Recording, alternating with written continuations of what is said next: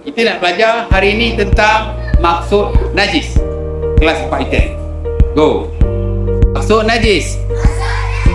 Semua benda kotor yang menghalang daripada sah solat. Kali Naufal, baca kali Naufal. Tai. Itu je. Tak. Apa maksud najis? Apa maksud najis? Tahi. Itu je, tahi. Alamak, baca. Apa maksud najis, Puteri? Darah dan tahi. Asfar. Darah dan tahi. Kalau ada darah dekat pakaian, kita sembahyang sah tak? Bagus. Pakaian kita sah tak solat? Tak. Siapa? Cepat.